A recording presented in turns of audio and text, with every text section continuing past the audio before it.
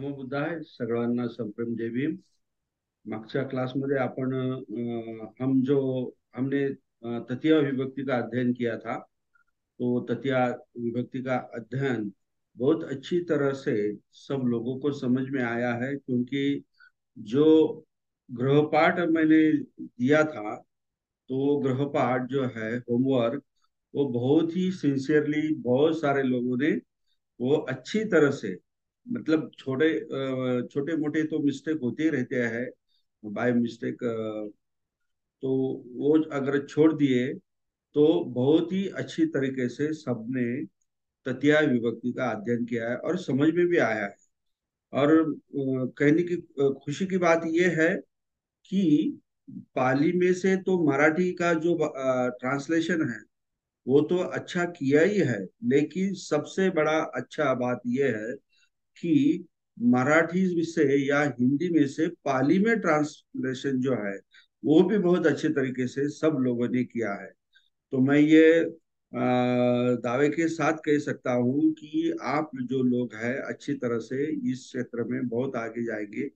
ताकि आपके पास डिग्री नहीं हो, अगर आपके पास डिग्री भी नहीं हो तो भी आप पाली के मास्टर बन सकते हैं. मैं ऐसा कह सकता हूँ आपके परफॉर्मेंस को देखकर. तो बहुत अच्छी बात है.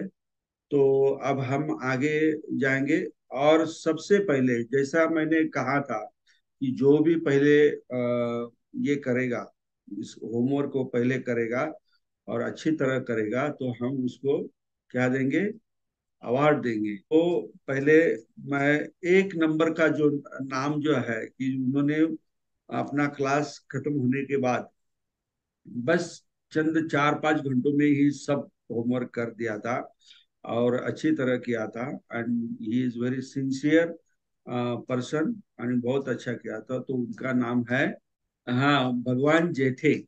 तो उनके अभिनंदन लिए सर, अभिनंदन सब सर. लोगों एंड्रे ने सर, तालियां एंड्रे तालियां सर. बजाइए और उसको उन्हें को अभिनंदन कीजिए. लेकिन है क्या, भगवान जेठे सर है क्लास में आज से. ये सेशन से अगर 50 लोग भी अगर पाली के मास्टर हो गए, पाली सीखने वाले, क्योंकि ये जो क्लास जो है ये हमें सिर्फ क्या बोलते हैं, फंडामेंटल पाली का ही नहीं सीखना है. तो हम इसको आगे चल के मतलब एडवांस में भी लेके जाएंगे. और सुत्त का जो पठन है वो सुत्त का पठन भी करेंगे और दुनिया को दिखा देंगे कि हम पाली पढ़कर लोगों को अच्छी तरह से सही जो अर्थ है वो अर्थ भी हम बता सकेंगे.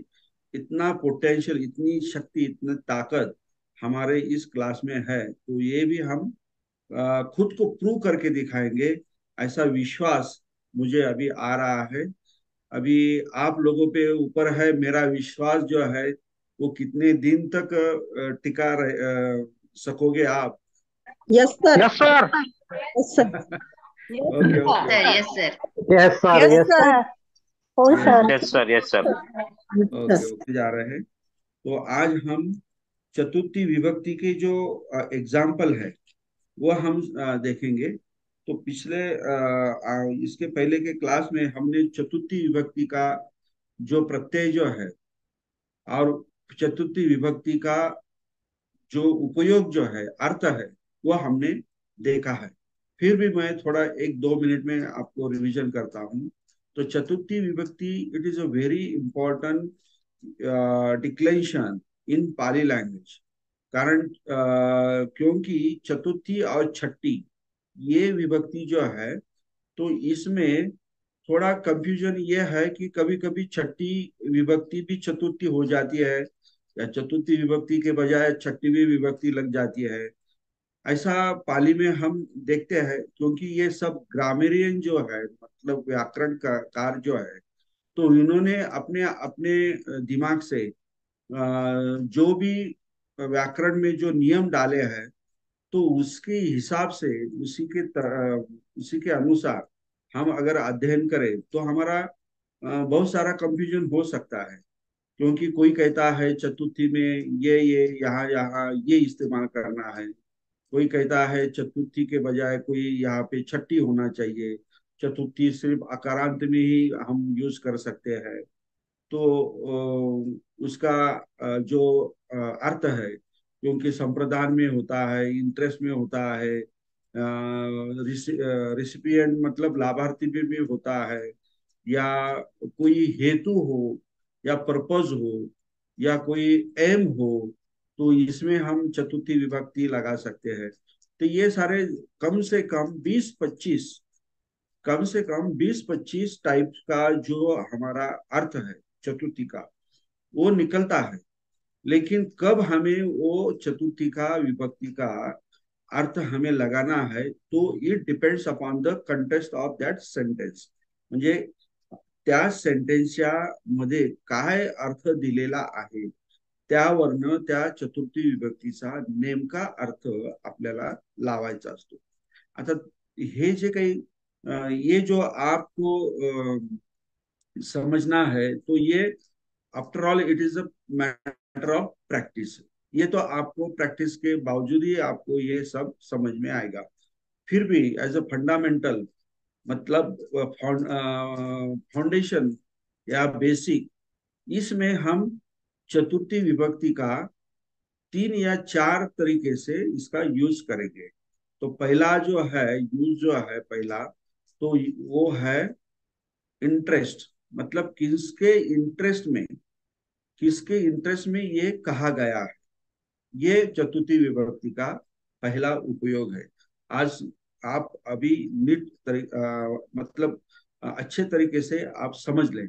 तो पहला जो उपयोग है या पहला अर्थ है चतुर्थी विभक्ति का, कि इन हुम इंटरेस्ट इट इज सेड, मतलब कहा गया है, किसके इंटरेस्ट में ये कहा गया है। दूसरा जो भाग जो है कि किसको दिया जा रहा है, मतलब संप्रदान, मतलब किसी को particular, it is mention point out, ये पॉइंट आउट करता है कि इसको देना है। मतलब इसे चतुर्थी विभक्ति को हम डेटिव भी कहते हैं।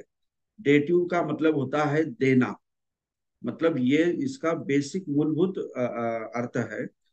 तो चतुर्थी विभक्ति का दूसरा जो अर्थ है, तो वो क्या है, देना है, मतलब संप्रदान, मतलब प्रदान करना है। तो ये दूसरा अर्थ इसका हो गया संप्रदान।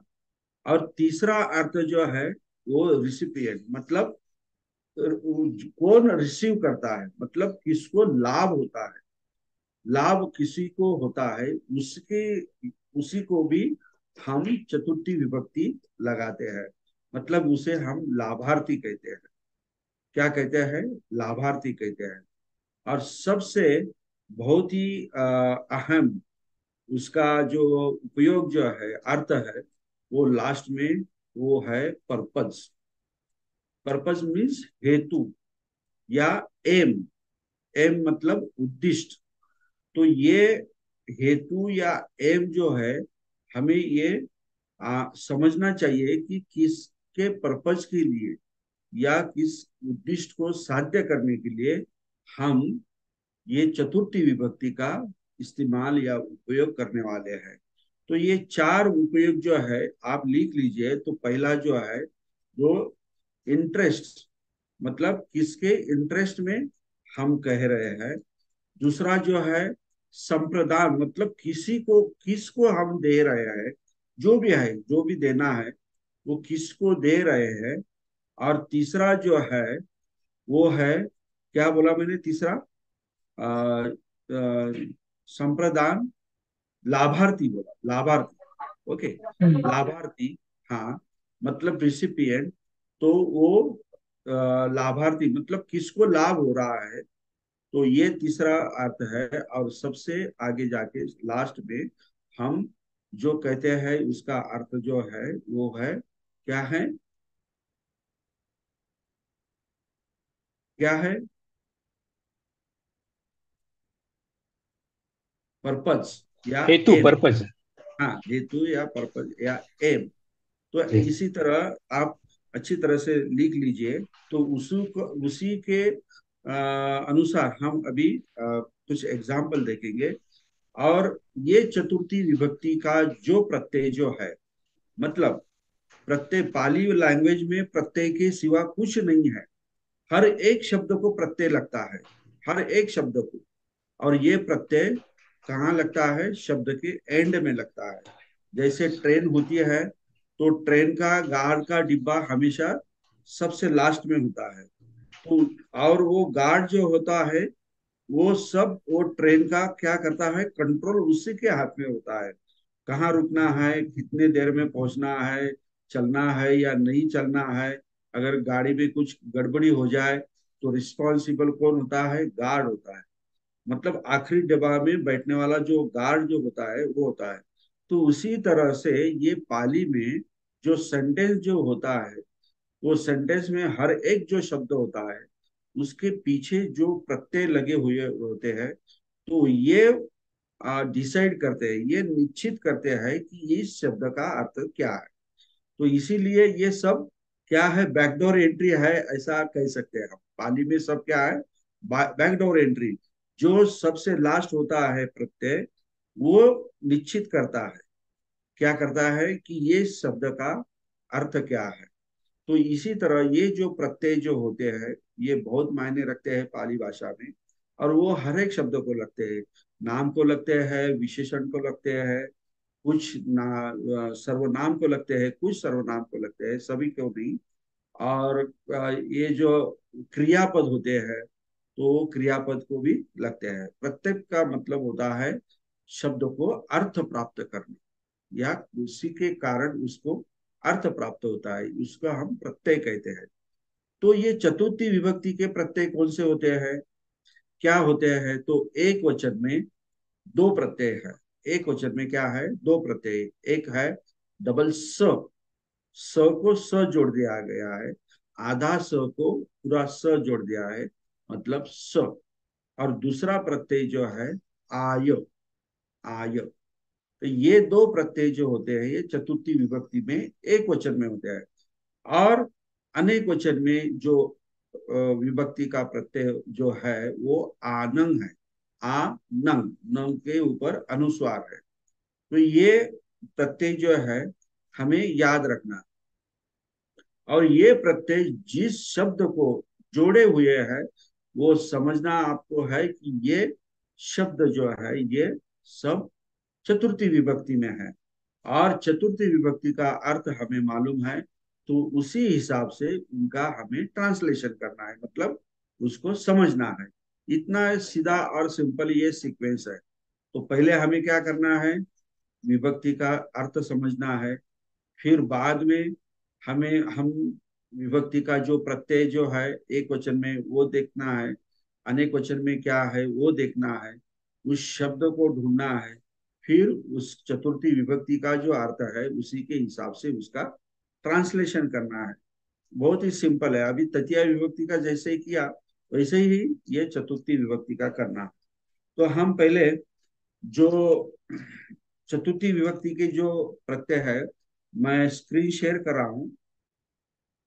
तो ये चतुर्थी विभक्ति,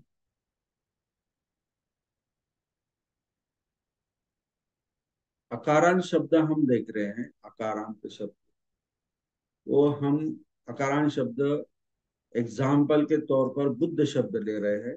ओके। तो अभी तक हमने प्रथमा विभक्ति में अकारांत शब्द एक वचन में और बहुवचन में, एक वचन में हमने प्रथमा विभक्ति एक वचन में ओ प्रत्यय देखा, और यहाँ आ प्रत्यय देखा। द्वितीय विभक्ति में हम अंग प्रत्यय देखा है हमने, और यहाँ ए प्रत्यय देखा। तृतीय विभक्ति में हमने ए न देखा, और ए ही और ए भी देखा। अभी हम देख रहे हैं चतुर्थी विभक्ति। तो इसमें ये डबल स और आय, ये दो प्रत्यय है एक वचन में, और अनेक वचन में आना। तो ये प्रत्यय बहुत मायने रखते हैं अकारांत शब्द के अनुसार। तो प्रथमा विभक्ति को हम क्या कहते हैं? कर्ता कहते हैं। ये द्वितीय विभक्ति कम्म हो गया, ये तृतीय विभक्ति करण हो गया, और चतुर्थी विभक्ति को हम क्या कहते हैं? संपदा। संपदा। ओके, इसे हम संपदान कहते हैं। तो उसके प्रत्यय है स, आय और आन। तो हम जिस शब्द को स लगाएंगे वो चतुर्थी विभक्ति का शब्द बन जाएगा। और इसका मतलब क्या है? चाकरिता, मतलब के लिए, या चा साठी, या लाभार्थी, हाँ, या हेतु, या उद्दिष्ट मतलब एम। ये इतना इसका उपयोग हम कर सकते हैं चतुर्थी विभक्ति का। तो अगर हमने रजक शब्द लिया, नाम, और उसको उसे स लगा दिया, ये प्रत्यय, तो क्या होगा? रजकस। ये रजकस शब्द जो है, तो अभी इसका मीनिंग क्या हो गया? रजक का मतलब होता है धोबी,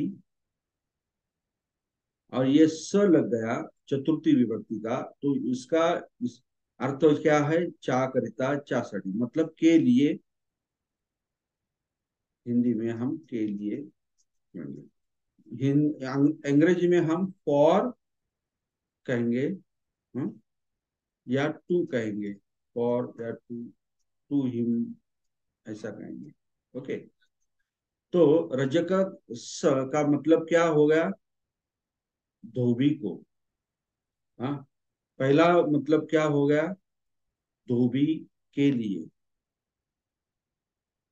धोबी के लिए,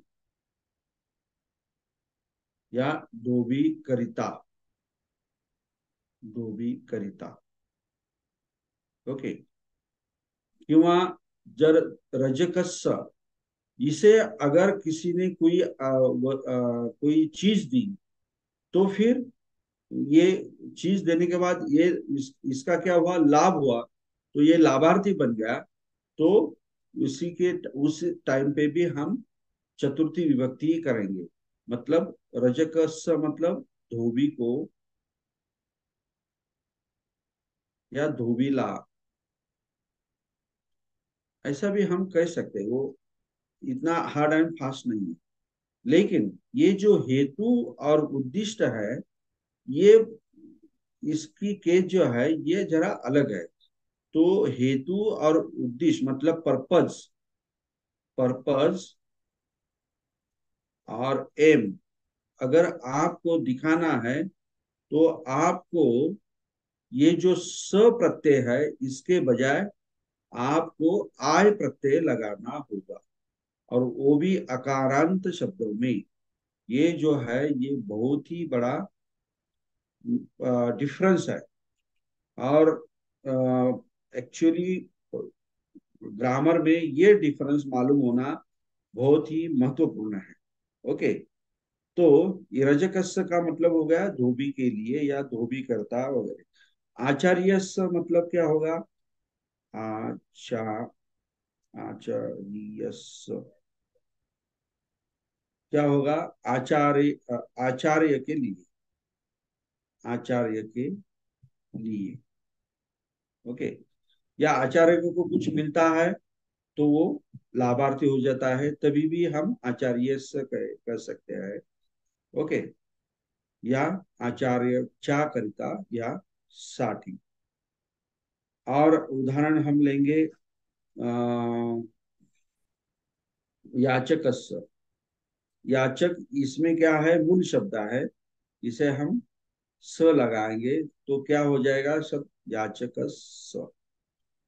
तो क्या होगा? इसका मीनिंग क्या होगा? भिक, जो भिकारी जो है उसके लिए, या चा करता, या भिकार्या करता, या भिकार्या साठी। ओके। और दूसरा हम उदाहरण लेंगे, और इसमें ये अमच्छ, यानी आना।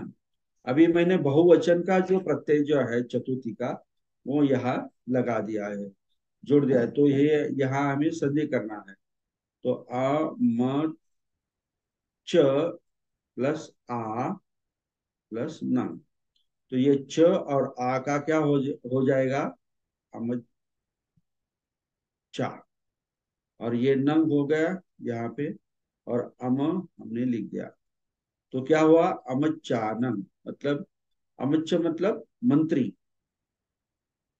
तो इसका अमच्चानंग का मतलब हो गया मंत्रियों के लिए, क्योंकि ये क्या है, अनेक वचन में, मंत्रियों के लिए।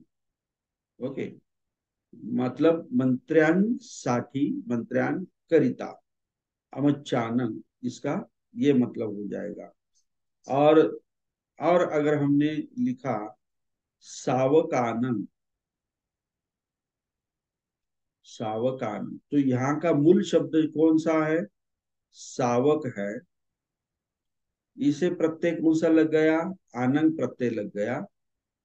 ये आनंद प्रत्यय किसमें है, चतुर्थी विभक्ति में है। इसका वचन क्या है, एक वचन है, और सॉरी, बहुवचन है, बहुवचन है। चतुर्थी विभक्ति बहुवचन है।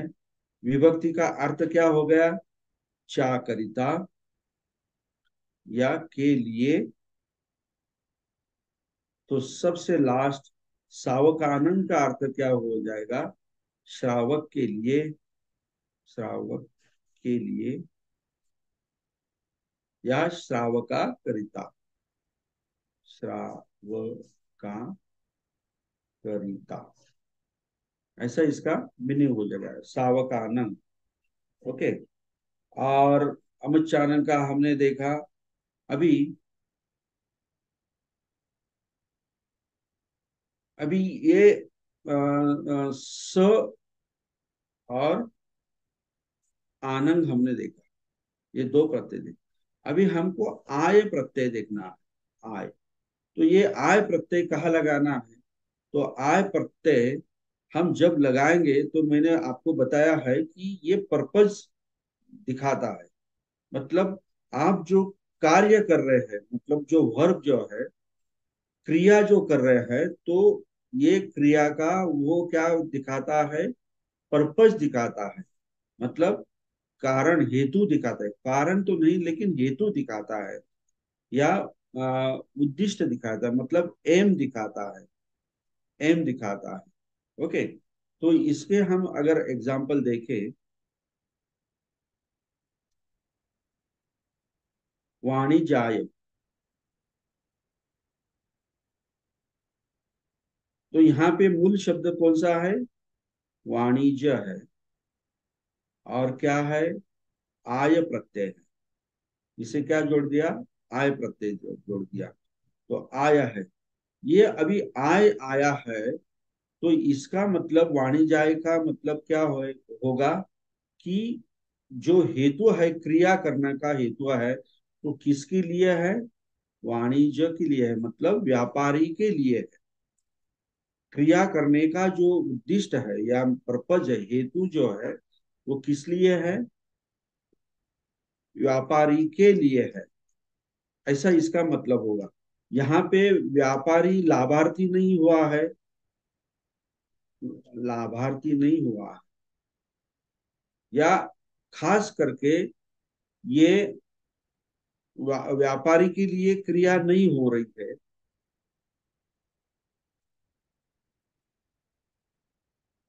या वाणिज्य मतलब व्यापारी को कुछ दिया नहीं जा रहा है,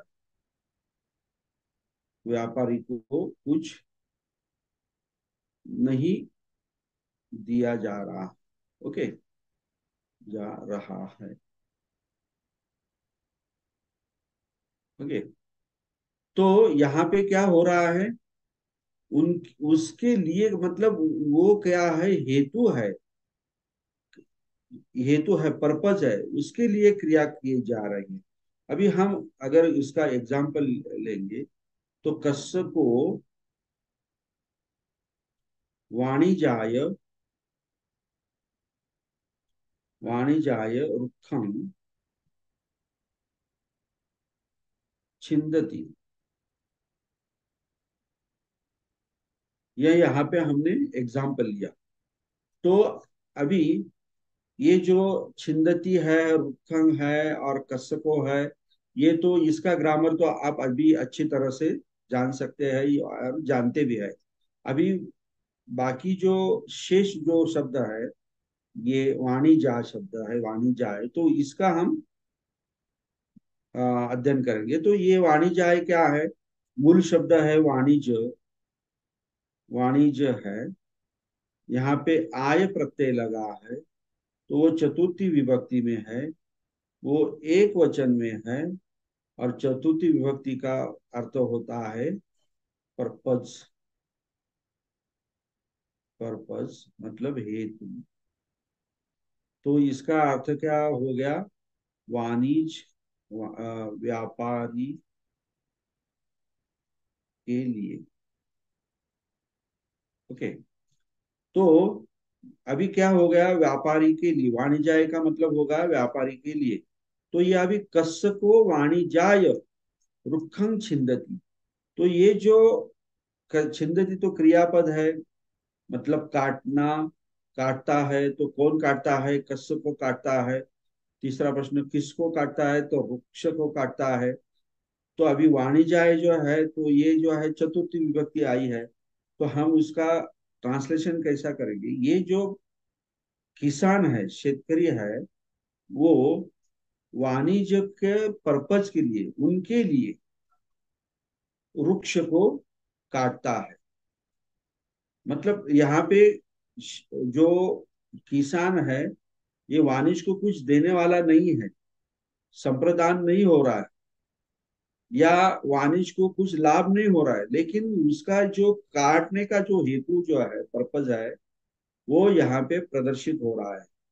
तो कस्यको वाणिजाय रुक्खं छिंदती, मतलब शेतकरी का ये वृक्ष को काटना, ये उसका क्या पर्पज है? तो ये वाणिज्य है, मतलब व्यापारी है।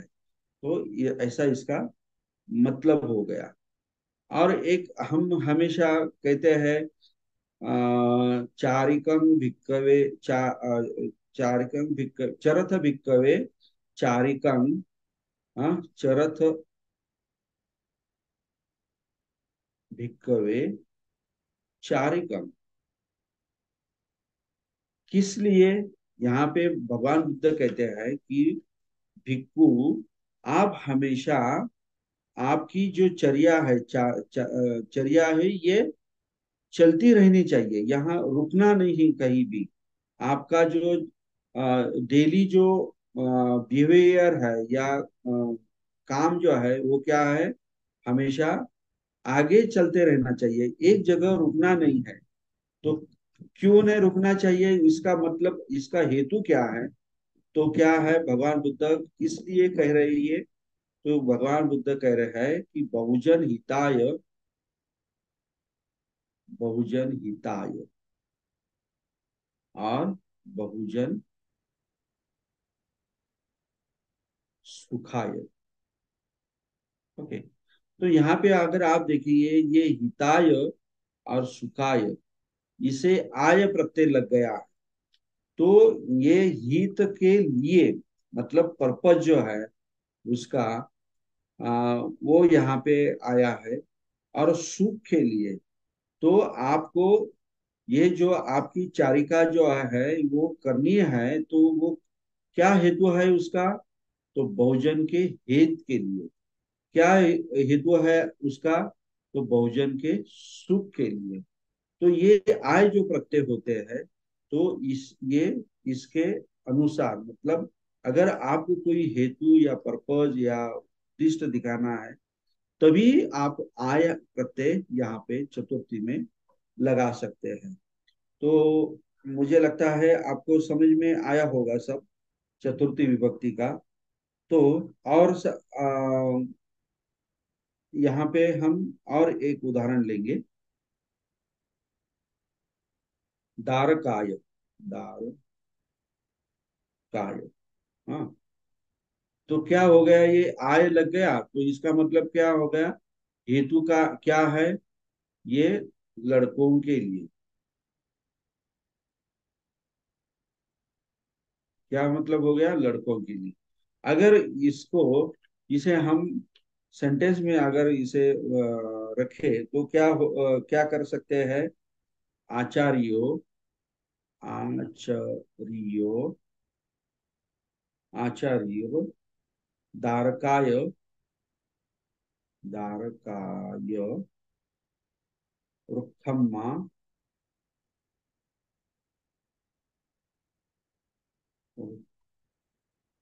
रुक्खम्मा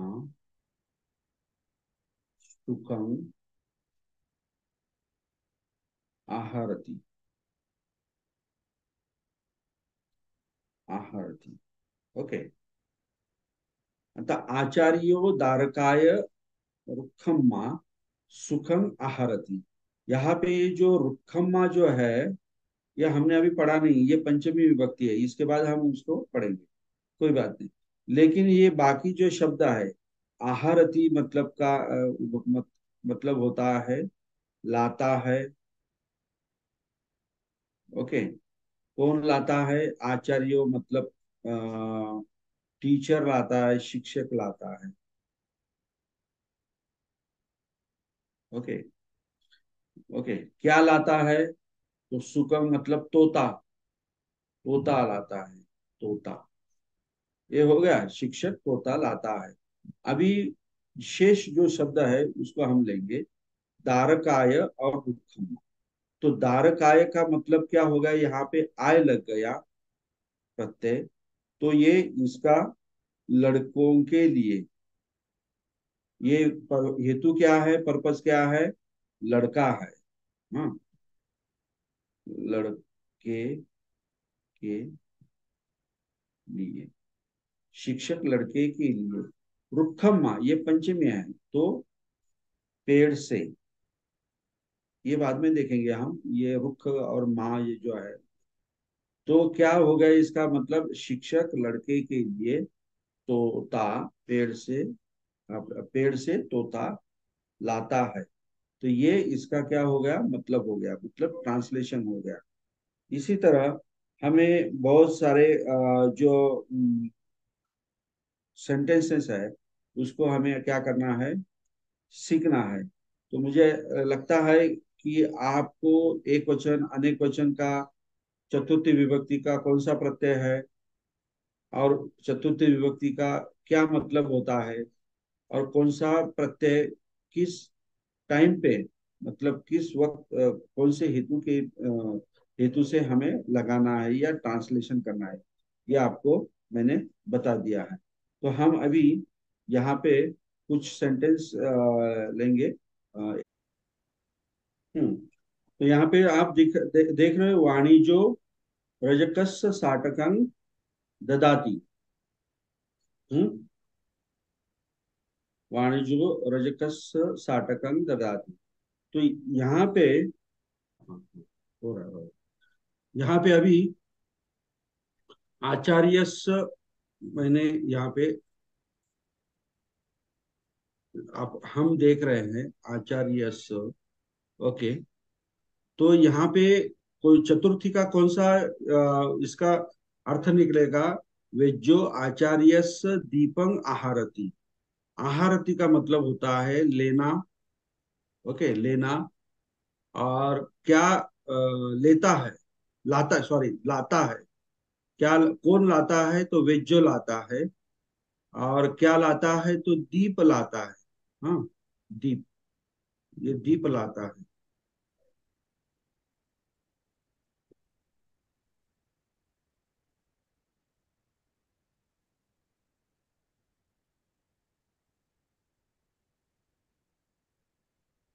नहीं हो रहा है।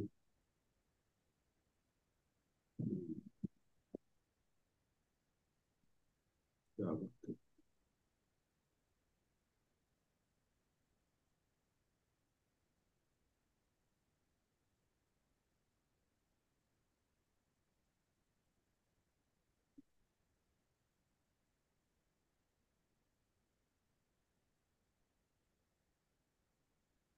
ठीक है, ये क्या लाता है? दीप लाता है।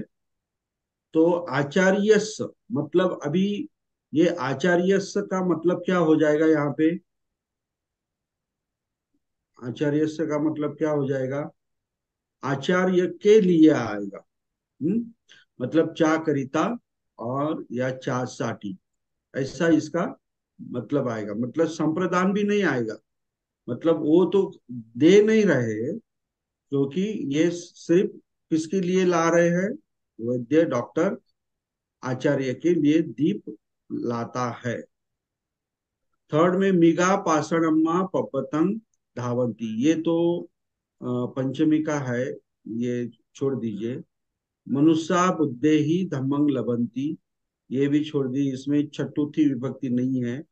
पुरीसो वेज्जाय सकटन आकड्डति, तो ये 5 नंबर का जो सेंटेंस है, 5 नंबर का, ये लाइन क्यों नहीं लगी?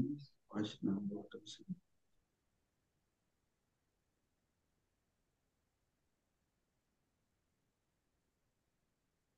हाँ, ये जो वेज्जाय जो शब्द है, तो इसका क्या मतलब हो गया? वेज्जाय का मतलब क्या हो गया? अभी वैज्य मतलब वैद्य। ओके, वैद्य। तो पुरुषो वेज्जाय सकटं आकटति, तो यहाँ पे हम ट्रांसलेशन कैसा करेंगे? आकटति मतलब खींचना।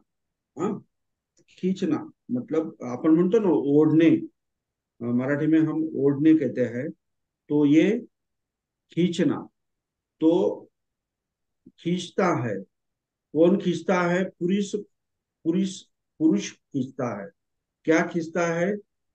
सकट, मतलब सकट का मतलब क्या होता है? वो बैलगाड़ी होती है ना, बैलगाड़ी, वो। तो वो वो जो पुरुष है वो किसके लिए, क्या पर्पज है उसका खींचने का? तो वैज्य के लिए, मतलब वैज्य मतलब वैद्य उसका क्या है? पर्पज है। तो ये क्या हो गया? आय यहाँ पे लग गया, तो इसीलिए उसका मीनिंग क्या हो गया कि पुरुष वैद्य के लिए, मतलब पर्पज जो है वो वैद्य है, उसके लिए गाड़ी खींचता है, ऐसा। अगर अभी दारको हत्तेन याचकस्य भक्तं आहारति, अभी यहाँ पे आहारति मतलब लाता है। कौन लाता है? दारको लाता है। क्या लाता है? भत्तंग लाता है, मतलब भत्तंग। ओके, तो मतलब खाना लाता है। तो बाकी शेष शब्द कौन से है? अभी हत्ते न और याचकस्य। तो अभी हत्ते न तो आपको मालूम है, ये तृतीय विभक्ति हो गई हत्त, और प्रत्यय जो है ए न प्रत्यय हुए, हत्ते न मतलब हाथों से। हम हिंदी में कह सकते हैं, या मराठी में हम हाथाने हम कह सकते हैं। तो आ, ये हत्ते न हो गया तृतीय विभक्ति। अभी ये याचकस्य, तो क्या हो गया? याचकस्य जो हो गया, ये चतुर्थी विभक्ति है, क्योंकि यहाँ पे स प्रत्यय लग गया है। किसे प्रत्यय लग गया है? याचक शब्द से डबल स प्रत्यय लग गया है चतुर्थी का। तो इसका मीनिंग हो जाएगा याचक के लिए, मतलब चा करितम, मतलब जनरल इसका मीनिंग है, जनरल। आहारती लाता है, तो इसका ट्रांसलेशन क्या हो जाएगा? दारको हत्ते न याचकस्य भक्तंग आहारती, मतलब लड़का हाथ से याचक के लिए खाना लाता है, खाना लाता है, ऐसा इसका मीनिंग हो जाएगा। तो यहाँ पे याचकस्य जो शब्द है, ये महत्वपूर्ण है। तो ये आपको पता लगना चाहिए कि ये क्या है? चतुर्थी विभक्ति है। ओके, तो ये 7 नंबर का याचको आचर्याय आवटन खणाति, तो ये भी अभी यहाँ पे आय प्रत्यय लग गया है। हाँ, यहाँ पे क्या लग गया? आय प्रत्यय लग गया। ओके,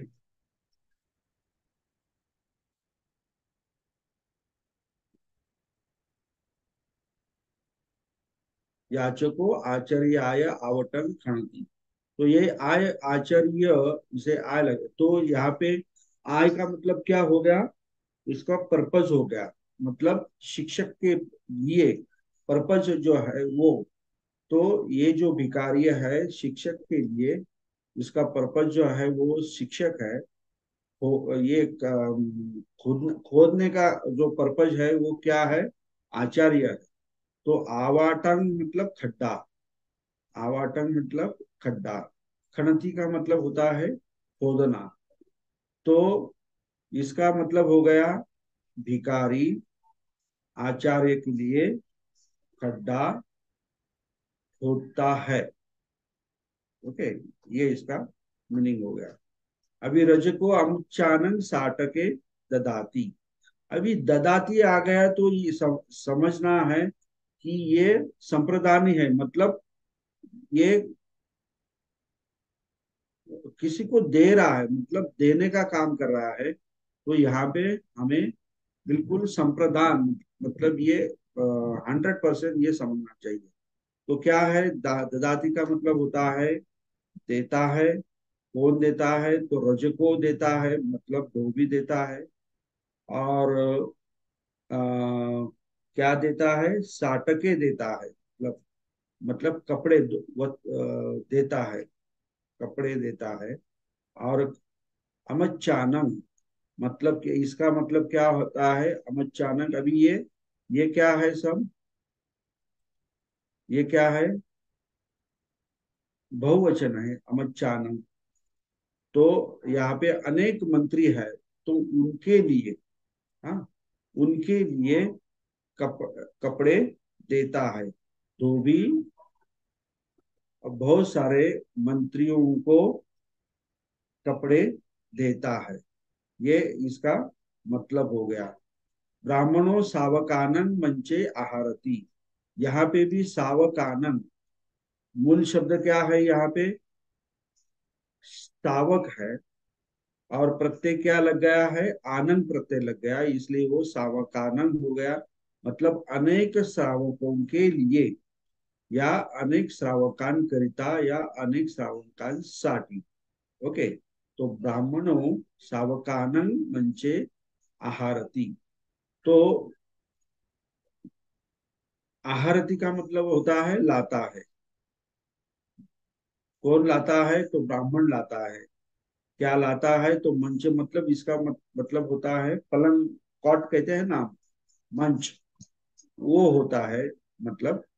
और किसके लिए लाता है, सावकान, मतलब श्रावकों के लिए। ऐसा इसका मतलब हो गया। अभी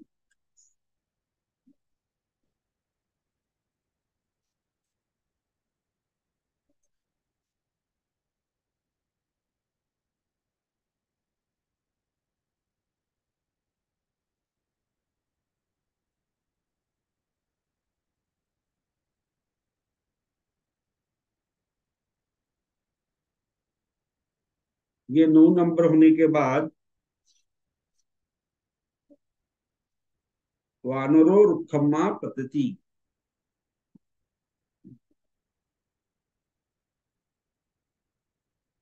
हाँ, वानरो रुखम्मा पतती, कुकुरो वानरं डसती। तो ये यहाँ पे ये जो रुखम्मा है ये पंचमी का है, तो ये इसको हम छोड़ देंगे। इसमें भी कुछ चतुर्थी विभक्ति नहीं है। तो और आगे, धीवरा पिटके ही अमचानन मच्छे आहारंती। आहारंती का मतलब होता है लाता है, अनेक वचन में है तो लाते हैं, ऐसा होगा। फिर कौन लाते हैं, तो धीवरा, मतलब धीवरा का मतलब होता है मच्छी मार, मच्छी पकड़ने वाले, कोली कहते हैं हम उसे। तो ये मच्छी पकड़ने वाले लाते हैं। क्या लाते हैं, तो मच्छे, मतलब ये जो है मच्छे, ये क्या है, अनेक वचन में द्वितीय विभक्ति है। ओके,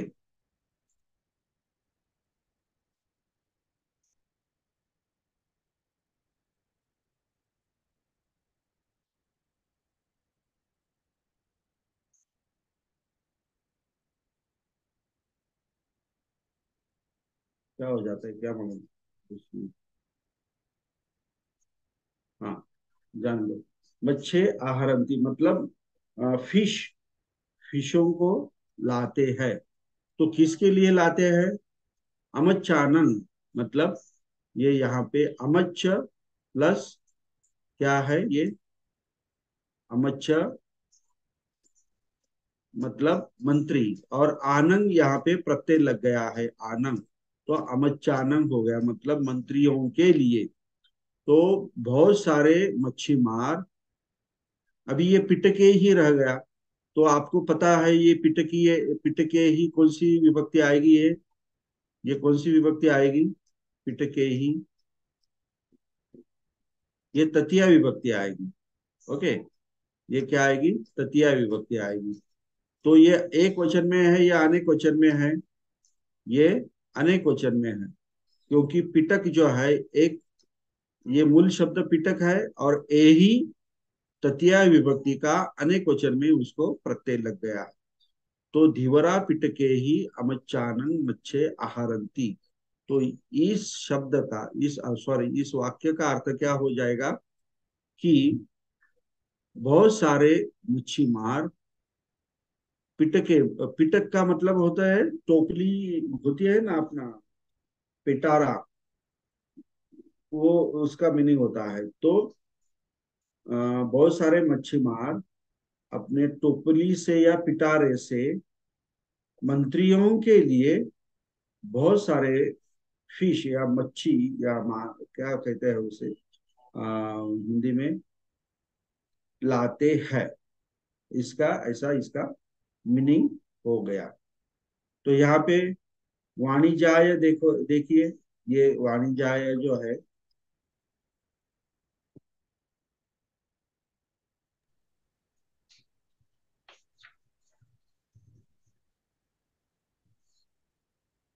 वाणिज्य जो है, तो यहाँ पे मैंने अभी आपको समझ में आया होगा, तो यहाँ पे वाणिज्य प्लस आय है। हाँ, तो हम यहाँ पे आय लगाया है, तो ये इसका ट्रांसलेशन कैसा समझेंगे हम? तो पर्पज है ये। शेतकरी हाँ, सुरेंद्र व्यापाऱ्याकरिता। जी, मैं आपको एक आधे घंटे में फोन करूंगा, मैं जरा मीटिंग में हूँ। हाँ, हाँ, हाँ, ये, हाँ, ये बोलिए, क्या किसने क्या? शेतकरी शेतकरी व्यापाऱ्याकरिता झाड काटतो. हाँ, ये, लेकिन यहाँ पे क्या इंडिकेट होता है? पर्पज इंडिकेट होता है। हाँ, ये पर्पज आप होता है समझ, व्यापाऱ्याकरिता. हाँ, हाँ, यस, गुड। अभी चोरो कुद्दालेन आचार्य याय आवटन खड़ती। अभी कौन कौन बता सकते हैं इसका पूरा, ये जो सेंटेंस है ना, तो इसका पूरा ग्रामर मैं जैसे पढ़ाता हूँ वैसा कौन बता सकता है? सर, खणती प्रथम पुरुष एक वचन. हाँ, काळ आलेला त्याचा वर्तमान काळ. Very good. त्याचा आहे चोरो, तर एक वचन करता आलेलं आहे. हाँ, कुद्दालेनं हे तृतीय विभक्ती आलेली आहे. फिर एनं एक वचन. कर्ता के हा, बाद आपको कम्मच ढूंढना है, मतलब ओके. ये आवाटन सीक्वेंस। कम आहे सर. हाँ, ये सीक्वेंस आपको भूलना हा, नहीं है। Okay sir. कर्ता, फिर कम्मा, और बाकी जो शेष जो है, मतलब ओ, हा, मैंने आपको बताया है कि ये हा, शादी है। हा. शादी में दो जो व्यक्ति रहते हैं, बहुत सारे इंपॉर्टेंट रहते हैं। वैसे वो कौन होते हैं? दूल्हा और दुल्हन। तो करेक्ट. वैसे हमारे ये पाली में वाक्य में ये जो शादी होती है ना, तो इसमें कर्ता और कम्म, ये दोनों या, बहुत, दूल्हा और दुल्हन समझ लीजिए आप। येस. तो और ये पहिले सर क्रियापद क्रियापद. होता है ना, ये हा, क्रियापद जो कार्य करता है, मतलब शादी करवाता है, मतलब पिता, तो हा. ये पिता की भूमिका करता है, मतलब वो ये सब कुछ बताता है हमको, क्रियापद नहीं क्या, हम उसको। बरोबर. और बाकी के जो शब्द रहते हैं वो सब बाराती सपोर्टिंग. रहते हैं। हाँ, सपोर्टिंग. तो उसको हम बाद में लेंगे। तो पहले आपको क्या करना है? पिता को मतलब घर को खणती. है, फिर कर्ता को ढूंढना है, दूल्हे को, फिर दुल्हन को ढूंढना है, फिर बाद में बारातियों को ढूंढना है और स्पष्ट करना है। तो ये सीक्वेंस कभी भी कोई भी नहीं ओके सर, मिस ढूंढ लेंगे करेगा। सर। Sir okay. वापस से स्टार्ट करूँ सर? हाँ हाँ। एक सेंटेंस मध्ये खनती जो है वो क्रियापद है, और इसका प्रथम पुरुष है और एक वचन में आएगा। और हम्म उसके लिए उसको पूछेंगे हमने कि कौन किसके लिए कौन खोद देगा, तो वो करता देगा, तो चोरो। तो चोरो हम्म आ गया, तो ये आ गया एक वचन प्रथमा में आ गया क्योंकि करता है। हम्म। और फिर पठमा किसके लिए, विभक्ति तो पूरा पूरा बोलना नहीं, पठमा विभक्ति हाँ। हाँ, प्रथमा विभक्ति एक वचन। हम्म इसका मूल शब्द चोर होगा। और फिर इसके लिए आएगा किसके लिए, तो कर्म आएगा किसके साथ, तो ये आवाटन। ये क्या कर रहा है, हम्म कर्म क्या कर रहा है, तो ये खोद रहा है। हम्म आवाटन, तो ये एक वचन में, द्वितीय वचन में आएगा, द्वितीय विभक्ति में आएगा एक वचन, हम्म हम्म क्योंकि करता है, कर्म हम्म है। और ये जो है आचर्य है, ये हाँ, खुदा लेना है, ये तीसरी विभक्ति वाले लिया है। ए न हम्म प्रत्यय आया हुआ है एक वचन। हम्म और आचर्याय ये चतुर्थी विभक्ति आई है, और ये आई है एक वचन में, आचर्य के लिए। हम्म तो इसका हम्म मीनिंग हो जाएगा, चोर वो कुदाड़ी से आचर्य के लिए खड्डा हम्म। खोदता है। Very good, good good. अच्छा। Thank you. ओके। सभी को विनंती नेक्स्ट। है कि आप सभी पार्टिसिपेट हो सकते हैं। अगर आपको नहीं आता है तो भी चलेगा, लेकिन आप प्रयास कीजिए। हाँ, सबको तो प्रयास करना ही है। अगर तो आप, अभी हम देखते हैं किसी को इसमें कोई प्रॉब्लम है क्या। मैंने अभी चतुर्थी विभक्ति आपको पढ़ाई है, उसका मीनिंग देखा है, उसके प्रत्यय देखे हैं, और कहाँ कैसे ट्रांसलेशन करना है। तो इसमें किसी को कोई शंका है या डाउट है या कंफ्यूजन है, तो कृपया करके अपना हाथ ऊपर कीजिए। फिर आप मुझे पूछिए कि क्या डाउट है, तो हम उसका निवारण कर देंगे। किसी को क्या डाउट है? No sir, no doubt. Okay. Vaishali ji, please continue. Sir मला हे विचारायचं आहे की आम्ही आय आणि असं कुठे पण लावू शकतो ना, कोणत्याही नाही नाही धातूला? नाही, कोणत्याही धातूला लावू शकतो, पण ट्रान्सलेशनच्या वेळेस तुम्ही पर्टिक्युलरली हे लक्षात ठेवायचं, आयचा उद्देश काय आहे, त्याचं ट्रान्सलेशन किंवा त्याचा एम काय आहे, पर्पज काय आहे. आणि स जे आहे, डबल स, तो खास करून च्या साठी, च्या करिता किंवा देण्याच्या उद्देशाने, अशा ह्या दोन्ही तिन्ही बाबी लक्षात ठेवायच्या. ओके. ठीक आहे सर, ओके, थँक्यू.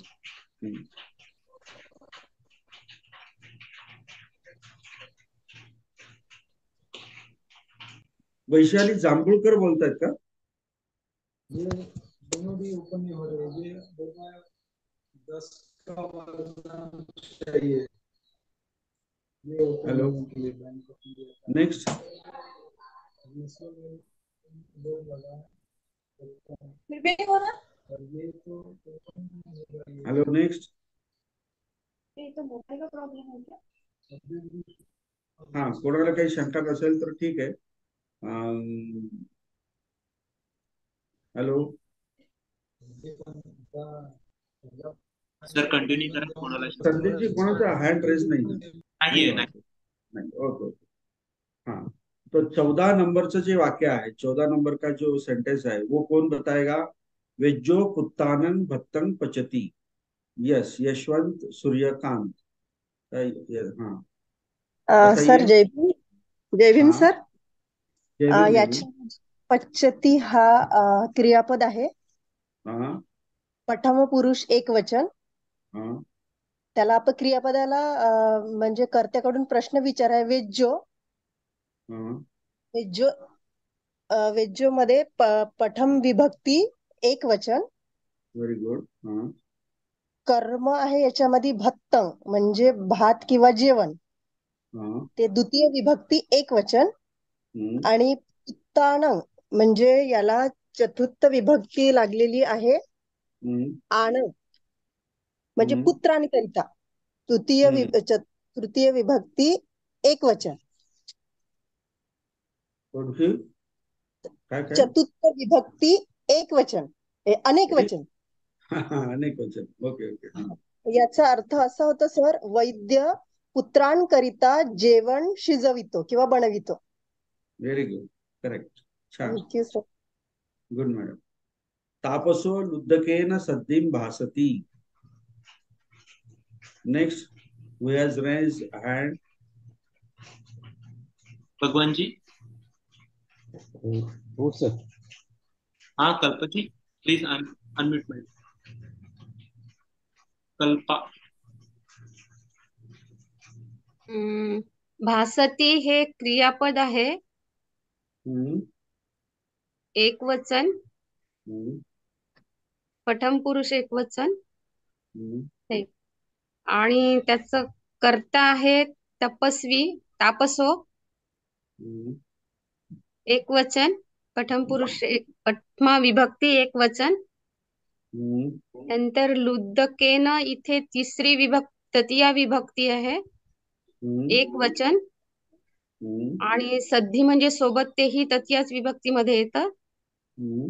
तर याचं जर मराठीत करायचं म्हटलं तर तपस्वी शिकाऱ्यासोबत बोलतो किंवा शिकाऱ्याबरोबर बोलतो. Yes, yes. Good. Good. Thank you sir. Okay. Next. Vaishali ji. Sir कोणतं करायचं? कुठलं करा ना. लुडोको. हाँ हाँ हाँ हाँ हाँ हाँ. लुडोको तापस दीपं ददाती. ददाती हे एक वचन क्रियापद आहे. प्रथम लुडोको म्हणजे शिकारी, ते पण एक वचन मध्ये आहे. प्रथमा. तापस्य हे चतुर्थी आहे, एक वचन. तापसस्य. दीपं तापस मूळ सेकंड. शब्द आहे. तापसस्य असं म्हणतात. तापस दीपक ददाती. शिकारी ऋषीसाठी. दीपक म्हणजे चिता. दीपक म्हणजे चिता असतो, चितेची खाल देतो. हो. अरे आपण तुम्ही काय करा, चीताचे काय, चीता कुठून आणला तुम्ही? खाल कुठे इथं? खाल. दीपकचा अर्थ काय आहे? दीप म्हणजे चिता असतो, दीपी. हा, तुम्ही चीता कोणी सांगितलं तुम्हाला? दीप म्हणजे चीता.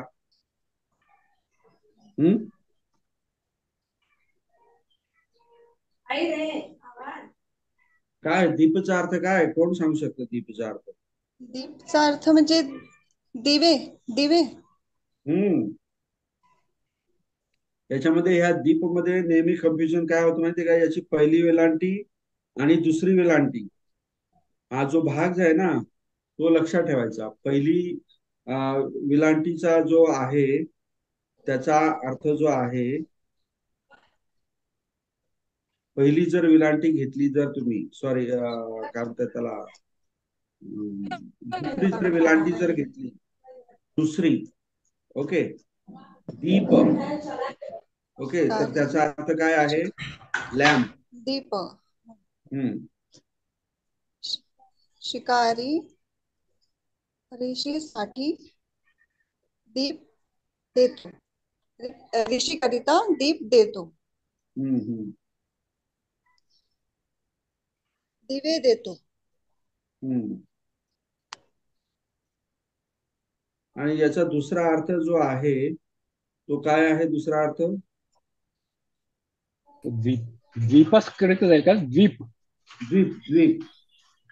तर ते दीर्घ असलं तर द्वीप आणि रस्व असेल तर दिवा, लॅम्प. नाही नाही, हा जो दीर्घ जो आहे ना, आता जो दिलेला आहे, त्याचे दोन अर्थ आहेत. ओके. एक जो आहे लॅम्प म्हणून पण आहे, आणि नंतर त्याचा दुसरा म्हणजे तो पुल्लिंग पण आणि नपुंसकलिंग पण येतो, तो द्वीप म्हणजे बेट. ओके. आलं लक्षात.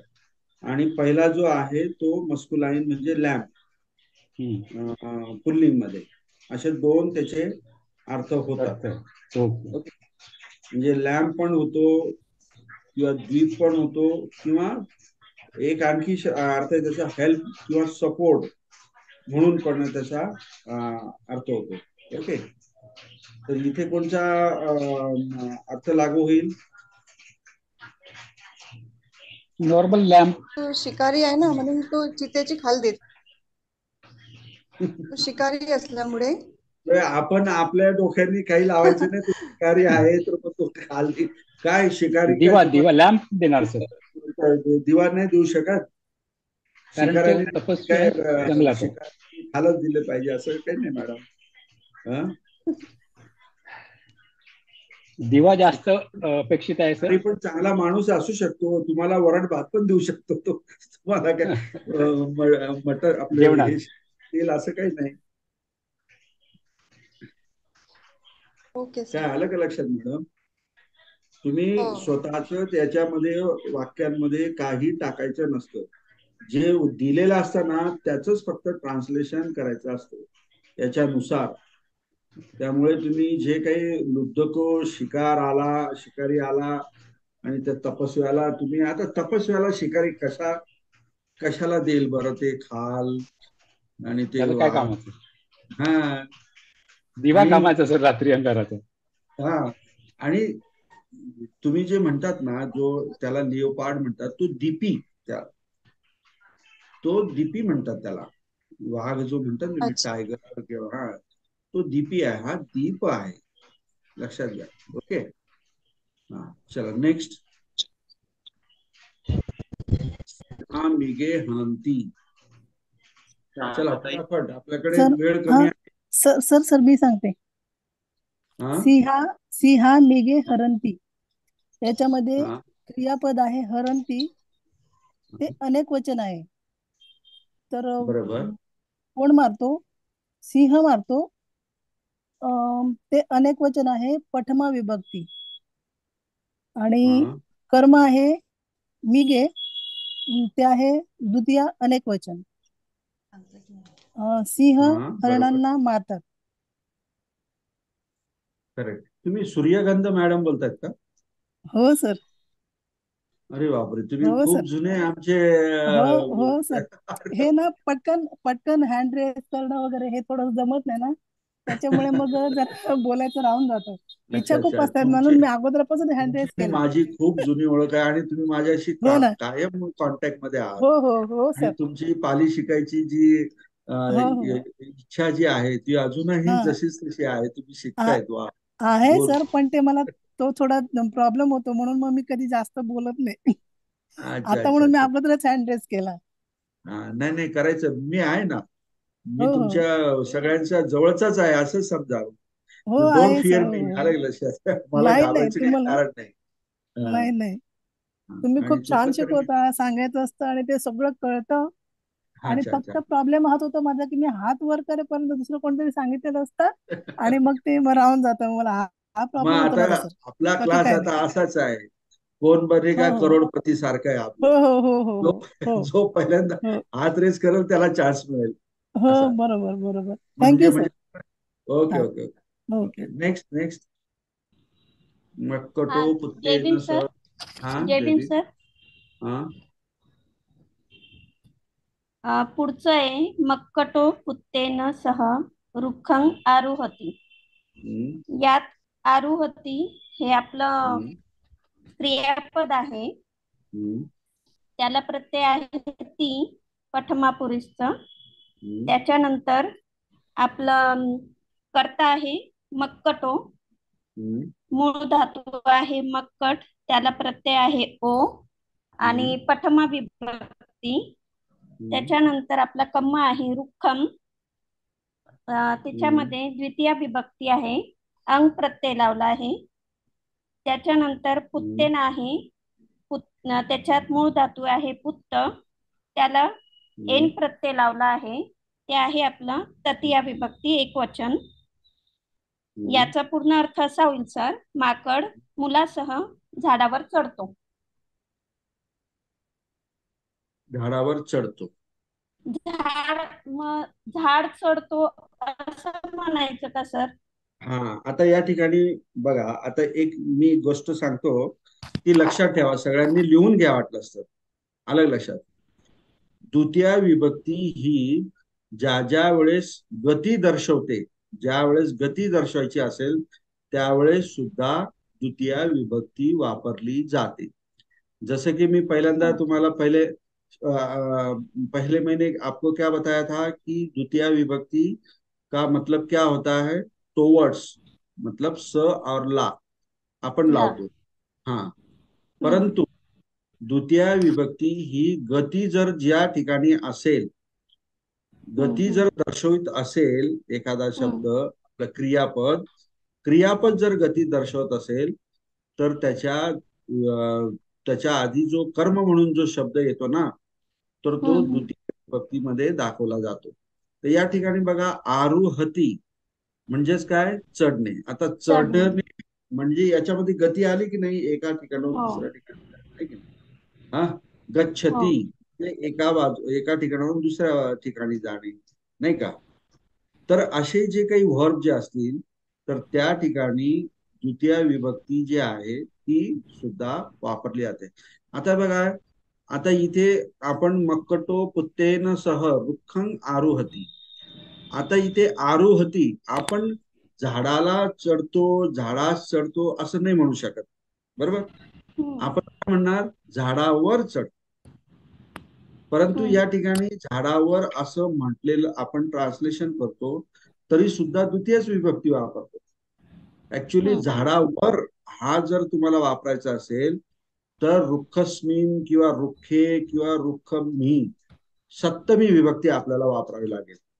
परंतु इथे आपण सप्तमी विभक्ती वापरलेली नाही, तर नाही. द्वितीय विभक्तीच वापरलेली.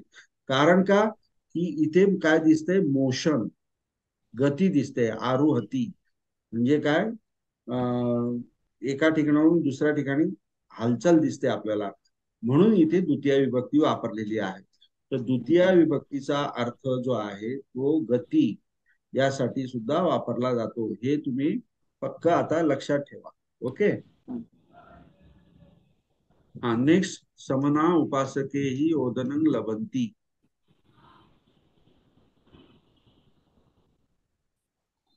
नाही का? का संपले? संपले असेल? संपले का? संपली संपली. अच्छा, तर कोणी हँड रेज नाही केले यार, कोणाची इच्छा नाही अजून? एवढे 118 जण जॉईन झालेले, तर सगळ्यांना ओके समजलं? सगळ्यांना? बगडे बडगे मॅडम यांनी पण खूप छान होमवर्क केलेला आहे बरं का. हा, भीमराव जाधव, हा, भीमराव जाधवला अनम्यूट करा बरं, नवीन नाव दिसतंय मला. जी अनम्यूट करा. हा हा सर. हा, बोला बोला बोला. हा, इकडे क्रियापद आहे लबंती. हा हा हॅलो. हा हा, बोला बोला. लबंती क्रियापद आहे, वर्तमान काळ आहे, करता है समना, प्रथम पुरुष एक वचन, अनेक वचन आहे, आणि ओदनम, ओदनम हे कर्म आहे. ओदनम तिसऱ्याचं तृतीय मध्ये ओदनम,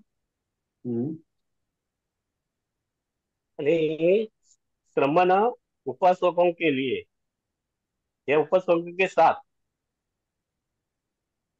खाना प्राप्त करते हैं. लबंदीचा अर्थ प्राप्त करना है. बरोबर आहे का? बाकीचे कोणी सांगा बरं, ज्यांचं बरोबर आहे काय काय? उपासके ही तृतीय अनेक वचन. हा, उपासके ही तृतीय अनेक वचन, आणि कम हे ओदन, लबंती प्राप्त करना. तो श्रमण, श्रमण उपासकों के लिए खाना प्राप्त करते हैं. रॉंग आहे. Wrong wrong. नेक्स्ट कोण हाँ सांगतं? हेच वाक्य कोण सांगतं नेक्स्ट? जय भीम सर. हा जयवीर. लबंती याचा मूळ प्रत्यय आहे, सॉरी हे क्रियापद आहे, याचा मूळ प्रत्यय आहे लब, त्याला प्रत्यय लावलाय अंती आणि ते पठमापुरुषचं अनेक वचन आहे. नंतर आहे पुढं आपण जायचं कर्त्याकडे. कर्ता आहे मक्कटो, त्याचा मूळ आपला धातू आहे मक्कट, त्याला प्रत्यय मक्कोटा लावलाय नाही ना, मक्कोटा नाही ना, समन आहे ना. समना. सॉरी सर, सॉरी कर्ता वरच्या समना. वाक्याचं हा, आणि क्रियापद खालीवर खालचं. खालीवर झालं, सॉरी सर. ओके समना. Okay okay. आणि त्याचं आपलं धातू आहे समन, त्याला प्रत्यय लावलाय आ आणि हे अनेक वचन आहे प्रथमा विभक्तीचं. त्याच्यानंतर आपला कम्म आहे ओदनंग, मूळ प्रत्यय आहे धातू, सॉरी धातू आहे ओदन, त्याला प्रत्यय लावलाय अंग, आपलं ते द्वितीय विभक्तीचं आहे एक वचन. त्याच्यानंतर उपासकेही हे आपलं तृतीय आहे आणि मूळ धातू आहे उपासक, त्याला प्रत्यय लावला एही, हे आपलं अनेक वचन आहे. तर याचा पूर्ण अर्थ असा होतो सर, अनेक श्रमण उपासकेही, अनेक उपासकांसह ओदनंग लबंती. म्हणजे ओदनंगचा अर्थ काय सर? सॉरी. जेवण, भात, जेवण किंवा भात, हा भात भात. हा, जेवण, जेवण प्राप्त करतात. अनेक श्रमण अनेक उपासकांसह जेवण प्राप्त करतात. हो, काय तुम्ही पण चुकलात काय.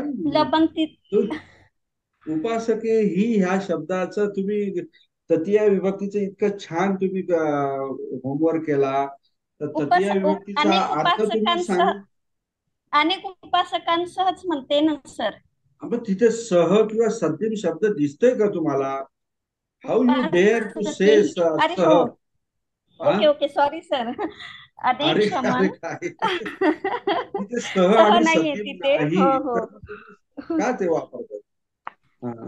उपासकांना उपासकांना भोजन नाही, चुकतंय सर. हा, गडबड करू नका, नीट शांततेने तुम्ही त्याचं ट्रान्सलेशन करून मला सांगा. नेक्स्ट कोण सांगू शकते का बघा बरं? संदीपजी कोणाला? सर समणांना उपासकांच्या द्वारे भोजन प्राप्त होते किंवा ते भोजन प्राप्त करतात. येस. Okay okay. हा, द्वाराच्या द्वारा. उपासके ही मतलब तृतीय विभक्ती आहे. हो हो, बरोबर आहे, बरोबर एकवचन आहे. नाही का? हो, हा, तर मग उपासकांच्या द्वारे, द्वारे. हो हो, च्या मार्फत भात प्राप्त होतो, प्राप्त होतात किंवा जेवण प्राप्त होते, असं आहे. किती सिंपल आणि पण किती 3-4 जणांनी हे सगळं. आणि सह आणि सद्दिम जर शब्द तिथे असेल तरच तो सोबत म्हणून त्याचं ट्रान्सलेशन करायचं. तिथे सह नाही, सद्दिम नाही, तरी पण तुम्ही चालले ते सोबत आणायला. इट इज अ ट्रू पिटी, काय म्हणतात त्याला, शोध आला, शोध आला. असं नाही झालं पाहिजे. घाई करू नका, घाई करू नका. ओके. 21 नंबर, ठीक आहे, तो 21 नंबर नका करू, कारण तो याचा आहे. दारकाय 23 नंबरचं वाक्य कोण? हे तर मीच तुम्हाला करून दाखवलं. 23 नंबरचं. 26 नंबरचं वाक्य कोण करून दाखवतं? वाणिज्या कस्तकेही लाभं लभती. वाणिज्या कस्तकेही लाभं लभती.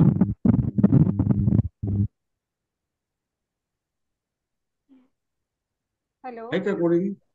हा, हॅलो सर, मी म्हणू का? हा, कोण? सुनीता ढोके. ओके, बोला मॅडम. हा सर, जय भीम सर. हा जय भीम. हा, वाणिज्य आहे अनेक वचन, अनेक व्यापारी,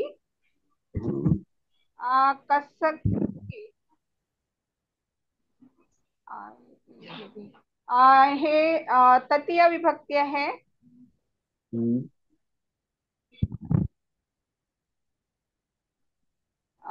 अनेक व्यापारी हम्म, शेतकऱ्यांसाठी हम्म. सर लाभाचा अर्थ काय सर? लाभ. लाभचा अर्थ लाभ. लाभ.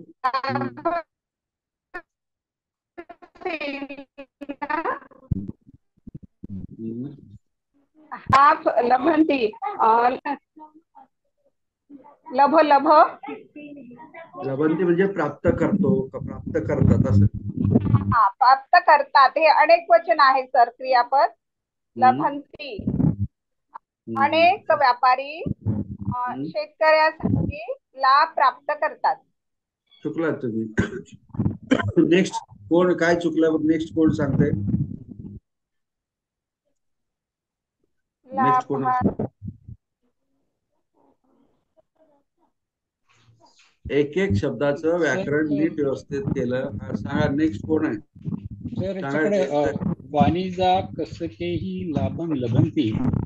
अनेक व्यापारी शेतकऱ्याकडून लाभ प्राप्त करतात असा. शेतकऱ्याच्या द्वारे. हा, शेतकऱ्याद्वारे करून. ओके सर, शेतकऱ्याद्वारे.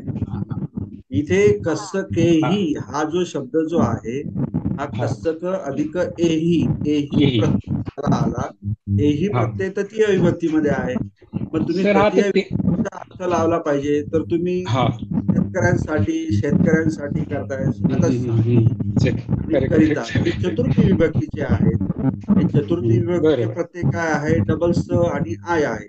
इथे दिसतोय का तुम्हाला कोणाला डबल स आणि आय? नाही दिसत आहे. Very simple. लॉजिकली जायला पाहिजे. ओके, काय हरकत नाही. नेक्स्ट.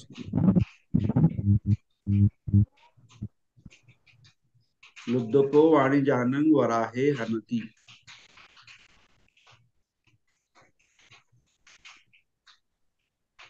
हँड रेस कोण केलाय त्याला अनम्यूट करा. लुब्धको. सर मी बोलू का? हा बोला. लुब्धको वाणिजान वराहे हनती. हनती हे क्रियापद आहे, एक वचन. आणि लुब्धको हे शिकारी हे पण एक वचन आहे. नंतर वाणिजान हे पण एक वचन आहे. म्हणजे लुब्धको शिकारी व्यापाऱ्यांना वराहे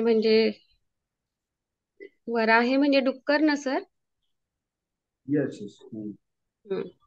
शिकारी व्यापाऱ्यांकरिता डुकरांना मारतो. बरोबर का सर? येस. डुकरांना मारतो. अनेक डुकरांना मारतो. वराहे. वराहे असल्यामुळे. येस. गुड. आणि हे पण अनेक वचन होईल ना सर? वाणिजान. तुम्ही अगोदर एक वचन म्हटलात ते, पण नंतर विषय आन आहे ना, आनमुळे अनेक वचन होणार. वाणिज्य अधिक आनंद. एक शिकारी अनेक व्यापाऱ्यांसाठी अनेक डुकरांना मारतो. येस. आता करेक्ट. एकदम perfect. Okay sir, thank you. Okay. आता लास्ट 30 नंबर कोण आहे? नेक्स्ट.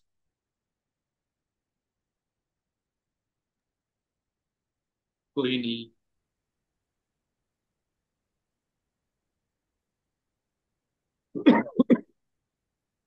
लास्ट एक क्वेश्चन है, कोई भी.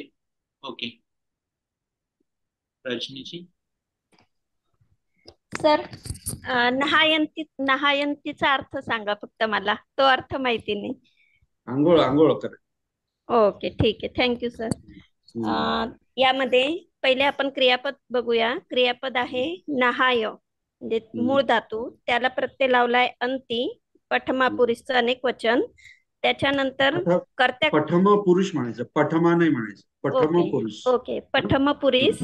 त्याच्यानंतर आपण जाऊ कर्त्याकडे. कर्ता आहे कुमारा, त्यात मूळ धातू आहे कुमार, त्याला प्रत्यय लावलाय आ. ते सुद्धा कुमार ऐका. कुमारामध्ये मूळ धातू कुमार नाहीये. धातू हा बर फक्त क्रियापदामध्ये असतो. कुमार बर हे नाम आहे, नाम, मूळ ओके हा शब्द म्हणजे. हा बर मूळ शब्द आहे कुमार हा. आणि त्याला प्रत्यय लावला आहे आ, अनेक हम्म, वचन. हम्म, त्याच्यानंतर सहायकेही हे हम्म, आपलं आहे तृतीय विभक्ती. त्याला हम्म, प्रत्यय आहे एही, अनेक वचन.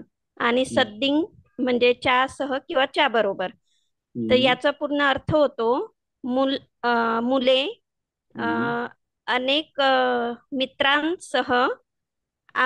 आंघोळ करतात. Very good. बरोबर, करेक्ट. छान थँक्यू सर. छान छान.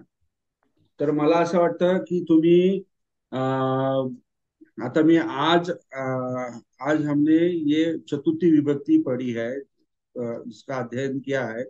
लेकिन अगर उसका चतुर्थी विभक्ति के बजाय हमने अगर तृतीय विभक्ति का अगर सेंटेंस दे दिया ट्रांसलेशन के लिए, तो आप वो देखते नहीं कि ये तृतीय विभक्ति है या चतुर्थी विभक्ति है। सर ने आज चतुर्थी विभक्ति पढ़ाई तो सब सेंटेंस में चतुर्थी विभक्ति ही आएगी, ऐसा सोचकर आप ट्रांसलेशन 2-3 बार आप लोगों ने किया। तो ऐसा नहीं करना है। तो आपको सेंटेंस जो है तो वो ठीक ध्यान से पढ़ना है। हर एक शब्द का जो प्रत्यय है उसको ढूंढना है, उसका विभक्ति को ढूंढना है, विभक्ति का अर्थों को ढूंढना है और फिर उसका ट्रांसलेशन करना है। तो अभी ये तृतीया और चतुर्थी में आप बहुत सारे लोगों की ये हो गई, क्या मतलब कंफ्यूजन हो गया। तो कोई बात नहीं। तो ये अभी ये जो पाठ जो है हमने अभी आज जो देखा, अभी ये पाठ पाठ नंबर क्या है ये 5 है ना, 5 नंबर का। तो आपको ये होमवर्क में क्या करना है कि यहाँ पे सब सेंटेंस जो दिए है ये वर्तमान काल में है। ओके, वर्तमान काल में है, मतलब ती और अंति सब जगह आपको दिखेंगे। तो ये आपको सेंटेंस सबको ये भविष्य काल में करने हैं। क्या करने हैं? कौन से काल में करने हैं? भविष्य काल में। मतलब अभी धीवरा पिटके ही अमच्चानन मच्छे आहरंती, ये आपको सेंटेंस दिया है। तो इसे हम, ये तो अभी वर्तमान काल में है अनेक वचन में, अभी इसे हमें भविष्य काल अनेक वचन में बनाना है। तो कैसे बनाएंगे, क्या करेंगे? तो धीवरा पिटके ही अमच्चानन मच्छे आहरी संति, मतलब क्रियापद को हम भविष्य काल के जो क्रिया प्रत्यय है, इस्सति, इस्सन्ति, इस्ससी, इस्सथ, ये जो प्रत्यय जो है भविष्य काल के, वो हम यहाँ क्रियापद को लगाएंगे। तो ये चेंज करके आपको सब सेंटेंस जो है ये भविष्य काल में करने हैं। अगर हो सके, आपके लिए मैं कह रहा हूं, अगर हो सके तो भूतकाल में भी करने की कोशिश कीजिए। ये पूरे सेंटेंसेस जो है, कितना 30 सेंटेंसेस है। तो ये 30 सेंटेंसेस मतलब अभी 30 भविष्य काल के और 30 भूतकाल के, ये आपको करना है। तो ये इस 30 सेंटेंस में ये पंचमी विभक्ति जो है वो आपको छोड़ देना है, वो हमने पढ़ा नहीं है, मैंने आपको सिखाया नहीं है। तो तृतीया और चतुर्थी विभक्ति की जो सेंटेंस है उसी को ही आपको भविष्य काल में करना है और भूतकाल में करना है, अतीत काल में करना है। तो अतीत काल की जो प्रत्यय है वो क्या है? ई, इंसु, ई, इत्थ, ई, इम, ये हमें यहाँ पे लगाना है, क्रियापद को लगाना है बस, बाकी कोई चेंज करना नहीं है। और उसका ट्रांसलेशन भी आप लिख लीजिए, उसके नीचे जो सेंटेंस होता है ना, तो उसके नीचे उसका भविष्य काल और भूतकाल मतलब अतीत काल, ये तीनों कालों में ये 30 जो सेंटेंस है आपको करना है। करोगे? Yes sir. Who said yes sir? Yes sir. Disha Oh, करू गायकवाड. सर, करू yes, sir. Disha Gayak. Yes. Rajni Badge. Badge sir, माझं आडनाव बडगे आहे. बडगे. माझा नंबर तुम्हाला यथार्थ गायकवाडच्या नावाने आला असेल सर. Hello. Yes sir, we can do it. माझा नंबर तुम्हाला यथार्थ गायकवाडच्या नावाने आला असेल. मी दिशा गायकवाड बोलते सर. अच्छा, बर बर बर. हॅलो. सर मी भगवान जेठे. हा, तुम्हाला ओळखतो मी. सर मागचं होमवर्क तुम्ही म्हटलं सर बघून सांगणार तुम्हाला नंबर देणार होते सर, फर्स्ट सेकंड थर्ड. अहो तुम्ही लेट जॉईन झाला. तुमचा अवॉर्ड दिला. तुमचा अवॉर्ड गेला. तुम्हाला आम्ही फर्स्ट अवॉर्ड दिला होता. Is the first number. Late झालं सर. मग आम्ही सगळ्यांनी टाळ्या वाजवल्या आणि तुम्हाला शोधलं, आहे का भगवान जेठे साहेब आहेत का, तर तुम्ही ऍबसेंट होतात. अरे सर, थँक्यू सर, सगळ्यांना थँक्यू. आता बोला काय करायचं ते. आता तुम्ही द्यायचं आम्हाला की आम्ही द्यायचं ते सांगा. मी सगळ्यांना धन्यवाद देतोय. सरांना, स्पेशली सरांना धन्यवाद. आणि उशिरा जॉईन झाल्यामुळे यांच्याकडनं पेनाल्टी घ्यायला पाहिजे. ओके, यू आर म्हणजे you have done the best and you are awarded the first, काय म्हणतात त्याला, winner of the first, winner of the. ऐसे ही एंड तक रहो, फिर आपको एक संधि दिया जाएगा पर्यटन धामाओं पर यही क्लास कंटिन्यू करने की. Thank you sir. बहुत बड़ा ये हमारे, मेरे लिए बहुत बड़ी उपलब्धि होगी सर. हा, चालेल. नंदा आणि काय यांचा काही वेगळा काही क्वेश्चन आहे का? एक 2 मिनिटांमध्ये. आपल्याकडे फक्त 3 मिनिटं आहेत का? हा बोला.